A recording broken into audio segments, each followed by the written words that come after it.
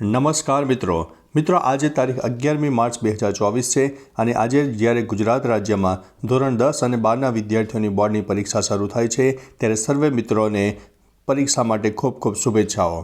હવે અન્ય સમાચારની વાત કરીએ તો મધ્ય ગુજરાતના આણંદ જિલ્લામાં નકુચા બાદ હવે તાળા તોડીને ચોરી કરતી ગેંગ સક્રિય થતાં નાગરિકોમાં ફફડાટ વ્યાપી ગયો છે। ધર્મજના પ્રસિદ્ધ જલારામ મંદિરે અને ઉમરેઠમાં વેપારી બંધ મકાનને નિશાન બનાવીને તસ્કરો 6.50 લાખની મત્તા ચોરી ગયા હતા। હોળીનો તહેવાર નજીક આવતો જાય છે ત્યારે આદિવાસી ગેંગ દ્વારા ધાડ લૂંટ અને ચોરીની ઘટનાઓને અંજામ આપે તે પહેલાં પોલીસ દ્વારા નાઇટ પેટ્રોલિંગ સઘન બનાવવાની માગ સામે આવી છે। રેકી કર્યા બાદ જ તસ્કરો ચોરીની ઘટનાને અંજામ આપતા હોય છે। અન્ય સમાચારની વાત કરીએ તો મૂન મિશનની તડામાર તૈયારીઓ।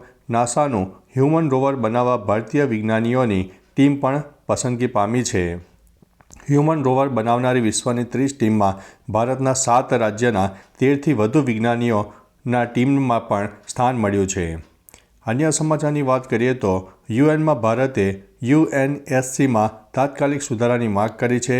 25 વર્ષ વીતી ગયા, હવે પરિવર્તન નહીં આવે તો સંગઠન જોખમમાં આવશે તેવું ભારતે કહ્યું છે। અન્ય મહત્ત્વના સમાચારની વાત કરીએ તો રેશન કાર્ડ સાથે આધાર કાર્ડ લિંક નહીં હોય તો નહીં મળે મફત અનાજ। નિયમ પાલનના અભાવે અનાજ મળવાનું બંધ થતાં લાખો કાર્ડ ધારકો અટવાયા છે।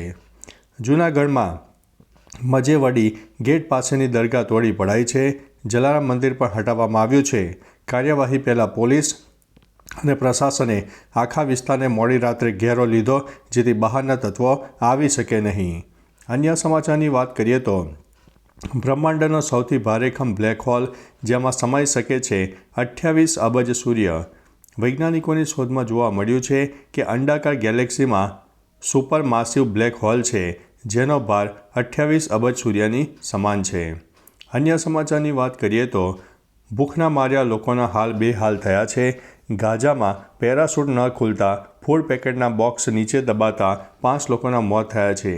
ઇઝરાયલ અને હમાસ વચ્ચે ચાલી રહેલા યુદ્ધમાં અત્યાર સુધીમાં 30,800 લોકોના મોત થયા છે અને 72,000થી વધુ લોકો ઘાયલ પણ થયા છે। તો ચાલો મિત્રો, ફરીથી દેશ અને દુનિયાના સુપરફાસ્ટ સમાચાર લઈને મળતા રહીશો। ત્યાં સુધી અમને રજા આપશો। નમસ્તે।